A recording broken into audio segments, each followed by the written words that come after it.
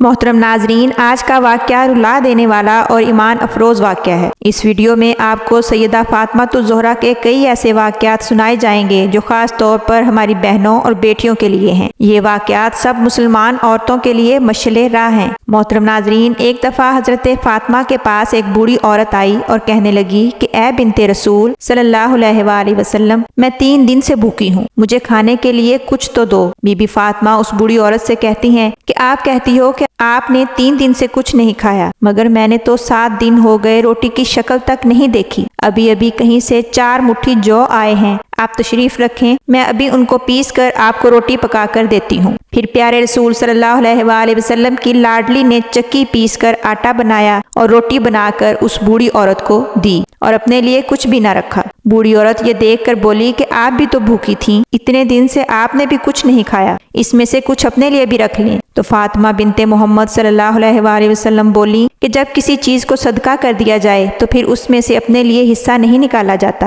اتنی تنگی والے حالات کے باوجود بھی بی بی فاطمہ نے کبھی اپنے شوہر حضرت علی رضی اللہ تعالی عنہ کو کبھی تنگ نہ کیا تھا۔ روایات میں آتا ہے کہ ایک مرتبہ حضرت علی المرتضیٰ رضی اللہ تعالی عنہ گھر تشریف لائے اور بی بی فاطمہ سے کہا کہ کچھ کھانے کے لیے ہے تو دو۔ اس پر بی بی فاطمہ فرمانے لگی کہ گھر میں کھانے کو کچھ نہیں، 3 دن سے فاقہ ہے، کھانے کے لیے ایک دانہ بھی نہیں ہے۔ حضرت علی رضی اللہ تعالی عنہ فرمانے لگے کہ اے فاطمہ، تو نے مجھے بتایا تک نہیں۔ تو اس پر بی بی فاطمہ فرمانے لگیں کہ میرے پیارے بابا حضرت محمد صلی اللہ علیہ وآلہ وسلم نے مجھے رخصت کرتے وقت یہ نصیحت کی تھی کہ میں کبھی بھی آپ سے سوال کر کے آپ کو پریشان نہ کروں، یہی وجہ ہے کہ میں نے آپ سے کچھ نہ کہا۔ محترم ناظرین، فاطمہ بنت محمد کی زندگی میں اکثر شب و روز فاقوں میں گزرتے، کئی دن کھانے کے لیے کچھ نہ ملتا، اور اگر کوئی سوالی آ جاتا تو آپ رضی اللہ تعالی عنہ اسے ہرگز خالی ہاتھ نہ لوٹاتی، گھر میں جو بھی موجود ہوتا اسے دے دیتی۔ ایک مرتبہ بغداد کے نزدیکی شہر کے گورنر حضرت علی رضی اللہ تعالی عنہ کی خدمت میں ملاقات کی غرض سے حاضر ہوئے،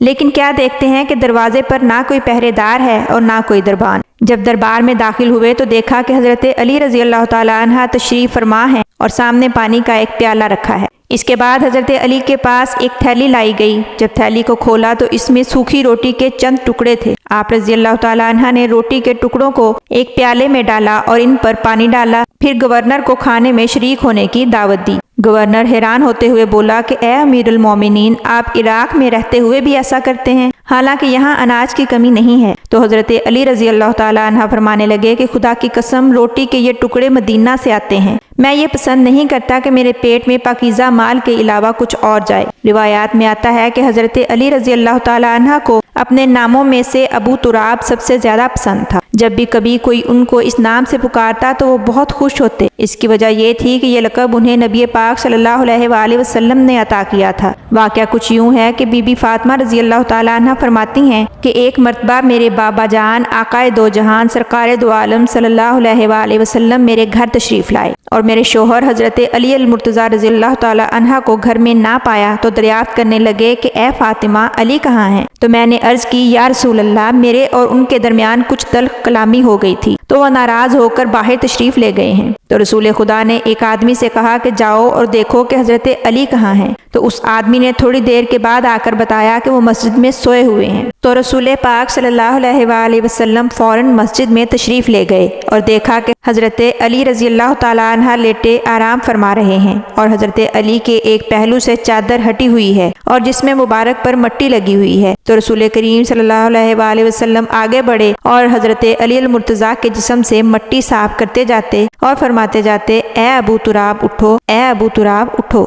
روایات کے مطابق ایک مرتبہ حضرت علی المرتضیٰ کے گھر میں کئی روز سے فاقہ چل رہا تھا، کھانے کے لیے ایک خشک روٹی کا ٹکڑا یا کھجور تک بھی نہ تھی۔ تو حضرت علی رضی اللہ تعالی عنہ نے بی بی فاطمہ سے کہا کہ اگر تم رسول خدا سے کچھ مانگ لو تو اچھا ہے۔ تو سیدہ فاطمہ الزہرا رضی اللہ تعالی عنہ رسول خدا کے گھر تشریف لے گئیں اور اس وقت رسول کریم صلی اللہ علیہ وآلہ وسلم کے پاس حضرت ام ایمن رضی اللہ تعالی عنہ موجود تھیں۔ سیدہ فاطمہ نے دروازے پر دستک دی تو رسول خدا فوراً حضرت ام ایمن سے کہنے لگے کہ یہ دستک تو فاطمہ کی ہے، یہ پہلے تو کبھی اس وقت نہیں آئی تھی۔ اجازت ملنے پر حضرت فاطمہ رضی اللہ تعالی عنہ گھر کے اندر تشریف لے لے آئیں اور اپنے بابا جان سرکار دو عالم حضرت محمد صلی اللہ علیہ وآلہ وسلم سے فرمانے لگیں کہ فرشتوں کی غذا تو سبحان اللہ والحمد للہ ولا الہ الا اللہ ہے، ہماری غذا کیا ہے؟ آپ صلی اللہ علیہ وآلہ وسلم فرمانے لگے کہ اس ذات کی قسم جس نے مجھے حق دے کر بھیجا ہے، میرے گھرانے کے کسی بھی گھر میں کئی دن سے آگ نہیں جلی، ہمارے پاس کچھ بکریاں آئی ہیں، اگر چاہو تو اس میں سے چند بکریاں تمہیں دے دوں اور اگر چاہو تو 5 کلمات تمہیں سکھا دوں جو حضرت جبرائیل علیہ السلام نے مجھے سکھائے ہیں۔ تو حضرت فاطمہ رضی اللہ تعالیٰ عنہ نے عرض کیا کہ اے بابا جان مجھے تو وہی 5 کلمات سکھا دیں۔ اس کے بعد حضرت فاطمہ اپنے گھر واپس تشریف لے گئیں۔ گھر پہنچنے پر حضرت علی المرتضیٰ رضی اللہ تعالیٰ عنہ پوچھنے لگے کہ اے فاطمہ کیا ہوا؟ تو سیدہ فاطمہ فرمانے لگیں کہ میں تو بابا جان کے گھر دنیا لینے گئی تھی مگر آخرت لے کر لوٹی ہوں۔ یہ سن کر حضرت علی مسکرانے لگے اور فرمایا کہ پھر یہ دن تو تمہارے لیے بہترین دن ہے۔ محترم ناظرین، ان واقعات میں میری ماؤں، بہنوں اور بیٹیوں کے لیے بہترین سبق ہے